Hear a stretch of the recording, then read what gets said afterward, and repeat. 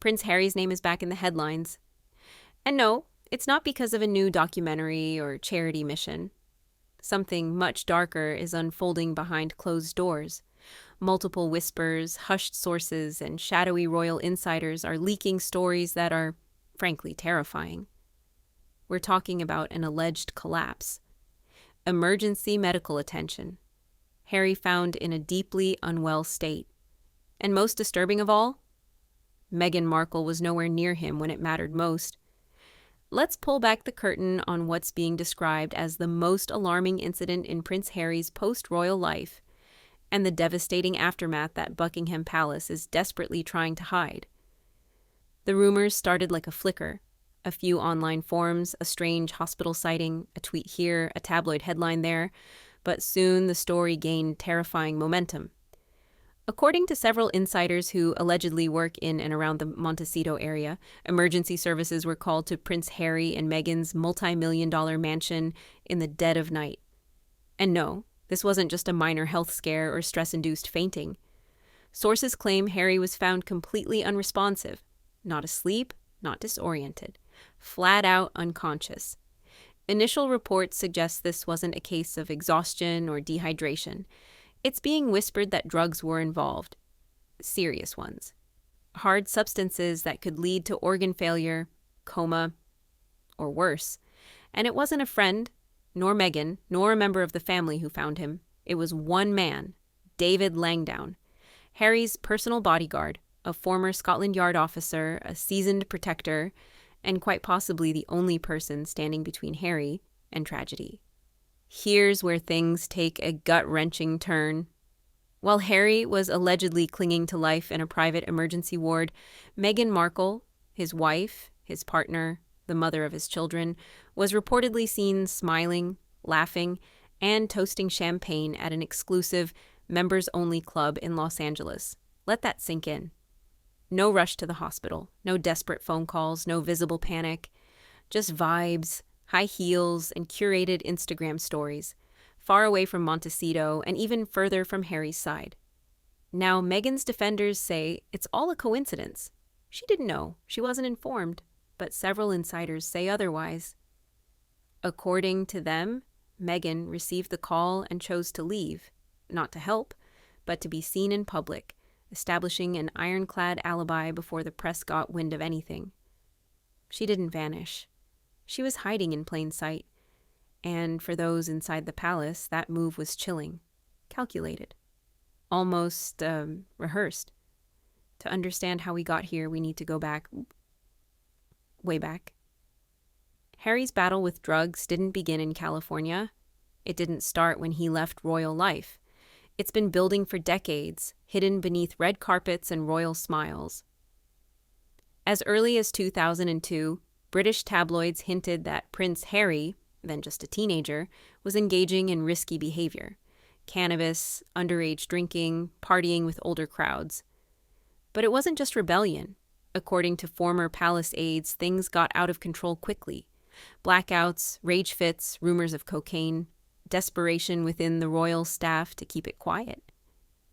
At one point, Prince Charles reportedly arranged for Harry to visit a rehab center, not as a patient, but as a symbolic gesture, a PR stunt. And the media? They played along. Every scandal was met with a polished counterstory, a photo op with veterans, a speech on mental health. The narrative was always Harry, the misunderstood prince. But now? That strategy may have enabled something far more dangerous to fester. One of the most haunting stories resurfacing today dates back to 2007, a time when Harry was the wildest royal alive. According to an unnamed source from the military unit Harry once served with, there was an incident so bizarre, so disturbing, it was buried under layers of official silence. Harry allegedly snorted vodka, not drank it. Snorted it. Medical professionals have since said that this method is incredibly dangerous, potentially fatal. The alcohol bypasses the liver, surging straight into the brain and bloodstream. The royal response? Silence. The tabloids? Minimal coverage. Once again, the narrative was locked down tighter than the crown jewels. But that event wasn't just a fluke. It was a symptom. a signal that something deeper was going very, very wrong, and nobody with power stepped in to truly help. Now let's address the most uncomfortable question of all. Did Meghan play a role in this? According to insiders, Harry's decline didn't slow after marrying Meghan. It accelerated. Not publicly, of course.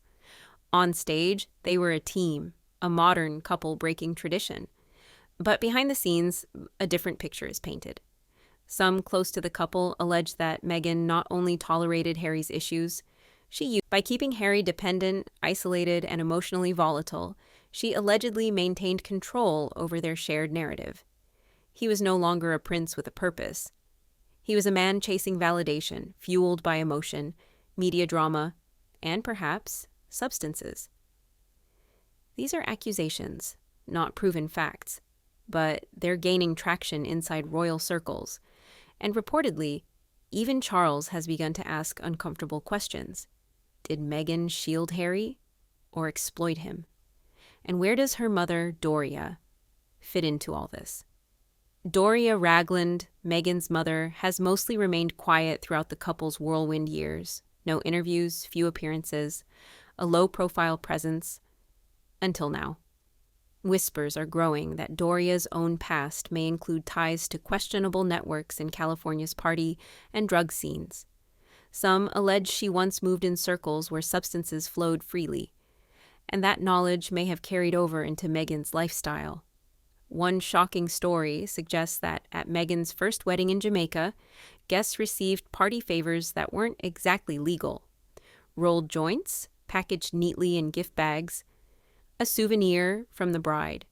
If true, it suggests a level of casual comfort with substances that can't be ignored. Now, none of this confirms Doria's involvement in Harry's current situation, but the fact that her name is now entering the conversation tells you just how wide the fallout is starting to spread. Perhaps the most infuriating part of this entire situation is how many people knew and said nothing. Royal bodyguards, palace insiders, former friends, advisors, therapists, even members of the press. People had seen the signs. Harry showing up late to events, slurring his words at private dinners, disappearing for days, falling out with lifelong friends. And yet, every time the alarm bells rang, they were silenced by PR, brushed off with a photo shoot or a carefully worded press release. Why? Because in the royal machine, reputation is everything. Image comes before reality. Pain is hidden behind protocol, even when that pain is tearing someone apart from the inside out. Harry became the crown's problem, not its responsibility. And now he may be paying the ultimate price for that neglect. As of now, no official statement has been made, but insiders claim the palace has activated crisis protocols. Phones are ringing, lawyers are being briefed, Meghan's movements are reportedly being tracked, not for security but for optics. There are even murmurs of a potential split, not publicly yet, but behind the scenes.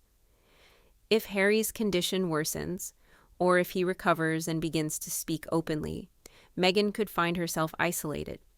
Even those closest to her are said to be distancing quietly, not out of fear, but out of self-preservation.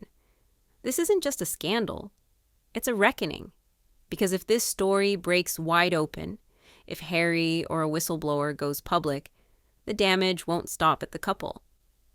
It could bring down entire narratives the monarchy has spent years constructing. And at the center of it all is a man who, for all his fame and privilege, may have been failed by every system meant to protect him. At the end of the day, forget the titles, forget the royal drama, forget the tabloid spin. Prince Harry is a human being, a father, a husband, a son, a man drowning in unresolved trauma, stripped of his identity, surrounded by people who either couldn't or wouldn't save him. This is no longer about rebellion or scandal, it's about survival. And if the palace truly wants to protect its legacy, it needs to stop managing Harry's image and start saving Harry, the person. But will they? Or will this just be another chapter in a long, tragic story, one where the cameras stop rolling, but the pain continues? in silence. Only time will tell.